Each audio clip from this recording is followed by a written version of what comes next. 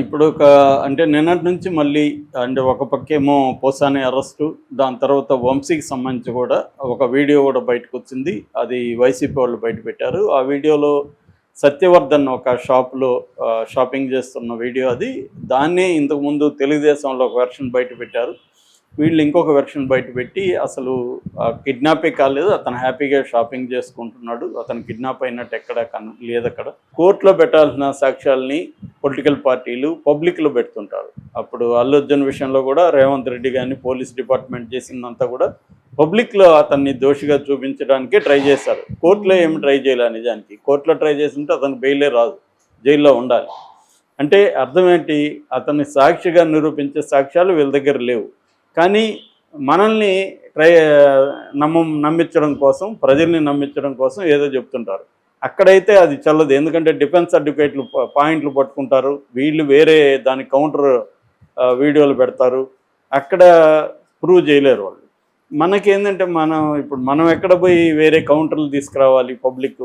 అందుకని పొలిటికల్ పార్టీలు ఏం చేస్తుంటాయంటే లీగల్ కేసులను కూడా పొలిటికల్గా వాడుకోవడానికి ఏం చేస్తారు, వీళ్ళు కొన్ని సాక్ష్యాలు అని చెప్పి వీళ్ళు పెట్టి వీళ్ళు దోషులు అవతల అని చెప్పి నిరూపించడానికి ట్రై చేస్తుంటారు. ఇది వివేకానంద రెడ్డి హత్య కేసు కావచ్చు, అనేక కేసుల్లో ఇదే జరుగుతుంది. వివేకానంద రెడ్డి హత్య కేసులో జగన్ అనుకొని చంపించారనేది బలంగా తీసుకొచ్చారు. మరి అంతే బలంగా కోర్టులో నిరూపించుంటే ఈ పార్టీకి వాళ్ళకందరికీ శిక్షలు పడేవి కదా.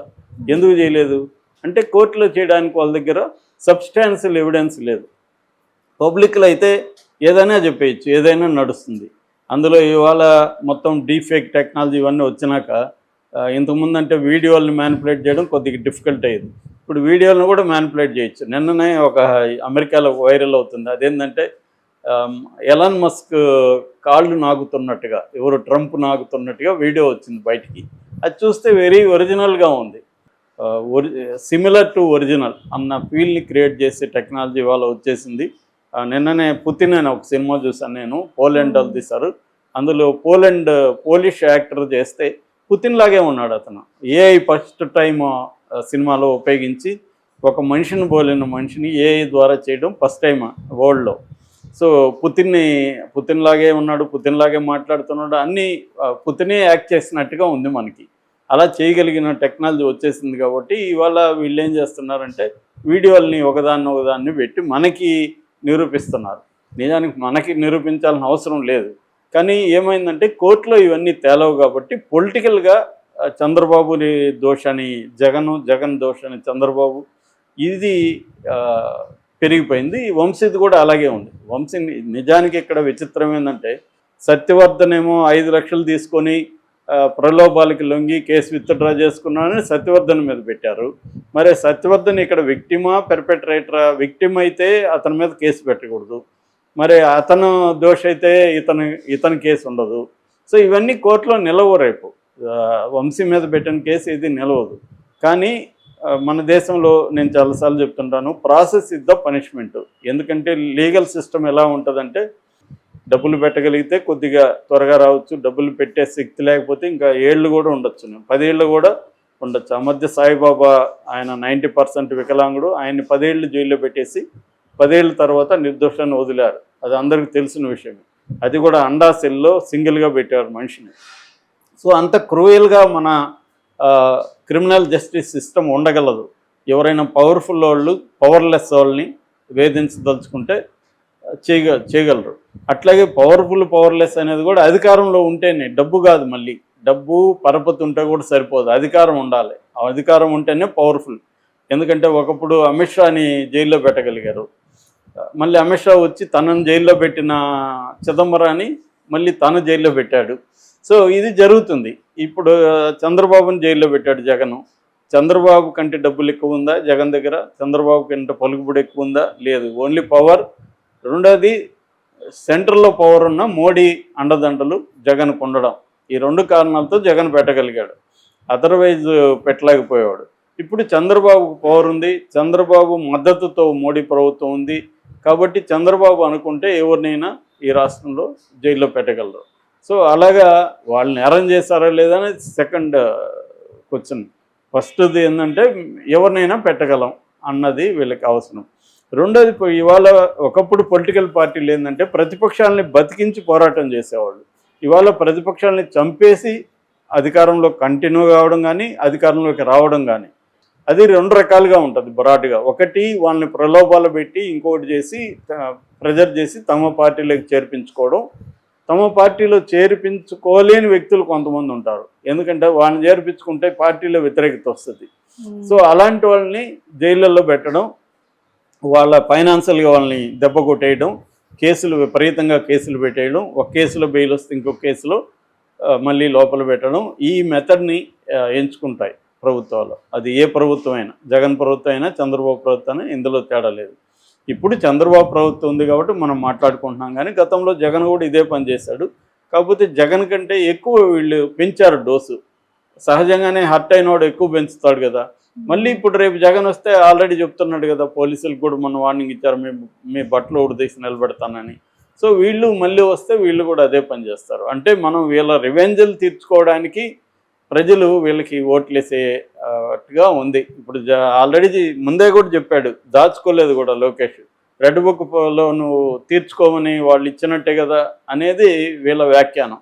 అంటే ప్రజలు కూడా ఏమయ్యారంటే మనకేంటి, మనకు 5,000 ఓడిస్తున్నాడు, 10,000 ఓడిస్తున్నారు అన్నదే వీళ్ళు కూడా చూస్తున్నారు. ఈ మొత్తం మోడల్లోనే కరప్షన్ ఉంది, కరప్షన్ బేస్డ్ మోడల్.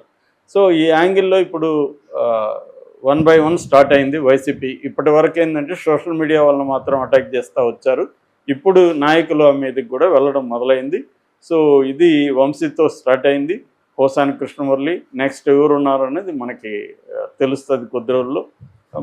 మామూలుగా గెస్ట్ చేయొచ్చు మనం, కొడాల నాని, రోజా, అంబటి రాంబాబు, పేర్ని నాని, రామ్ గోపాల్ వర్మ ఆల్రెడీ ఏదో పంచాయతీ. Ram Gopal Varma cleverer than all this fellows కాబట్టి ఆయన ఆల్రెడీ అంటే బయటికి మాట్లాడుతూ ఉంటాడు, కానీ నేను వీరుడు సూర్యుడు, నా ఇష్టం వచ్చినట్టు బతుకుతా అవన్నీ చెప్తుంటాడు, కానీ అవన్నీ బుల్షిట్. ఆయన లోపల అన్ని పనులు చేసుకుంటాడు, మేనేజ్ చేసుకుంటాడు. ఆయనకి అన్ని పార్టీల్లో ఫ్రెండ్స్ ఉన్నారు.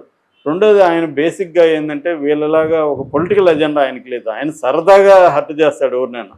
బుల్లింగ్ అంటాం మనం, అంటే అవతలోని గిచ్చి వాడు ఏడుస్తుంటే ఆనందించే టైప్ తప్ప ఆయనకి నిజంగా ఎవరి మీద గ్రడ్జి కానీ ఎవరినో నాశనం చేసేలా లక్షణాలు లేవు. కాబట్టి అవతల ఎనిమిది కూడా వీడేదో పోనీలే అనుకుని వదిలేస్తారు తప్ప అంతకంటే ఏముండదు. ఇతను కూడా సార్ నేను సరదాగా చేశాను, నాకు మీ మీద కోపమే ఉంది, నేను జగన్ మీద కూడా చేయమంటే చేస్తారు రేపు. ఆ తర్వాత జగన్ డబ్బులు ఇస్తే జగన్ తరపున వ్యూహం అవన్నీ చేశాడు. సో అలాగా ఆయన రేపొద్దున చంద్రబాబు బ్యాచ్ డబ్బులు ఇచ్చినా జగన్ మీద, వివేకానంద రెడ్డి హత్య మీద ఇవన్నీ తీయడానికి గ్యారంటీ లేదు. అందుకని ఆయన ఒక్కడనే తప్ప వదిలేశారు. మిగతా వాళ్ళందరినీ అరెస్టులు వరుసగా చేస్తారు.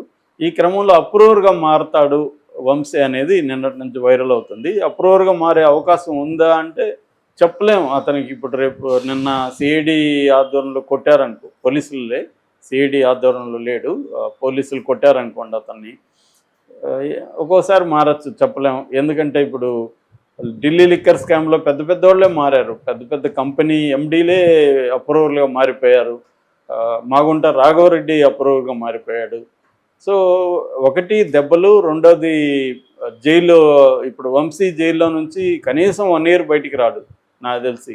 ఇలాగ ఈ కేసులన్నింటిలో బెయిల్ రావాలంటే కనీసం 1 year పడుతుంది. ఒకవేళ 1 year లోపల వస్తాడని ఏమన్నా 6 నెలల్లో వస్తాడంటే మళ్ళీ పెడతారు, కేసులది ఏముంది, ఏదైనా పెట్టచ్చు. కాబట్టి వంశీ కూడా ఇంత అవసరమా, మనం ఎందుకు భరించాలి అని అప్రూవర్గా మారిపోయి ఈ జగన్ను ఇంకెవరినో ఇరికించడానికి అప్రూవర్గా, అంటే అప్రూవర్ ఆఫర్ వీళ్ళు ఇస్తే, వీళ్ళు అప్రూవర్ ఆఫర్ కూడా ఇవ్వలేదనుకో, అప్పుడు అతన్ని అప్రూవర్గా మారుతాం సార్ అంటే కూడా నో ఛాన్స్. కాబట్టి భరించాల్సిందే.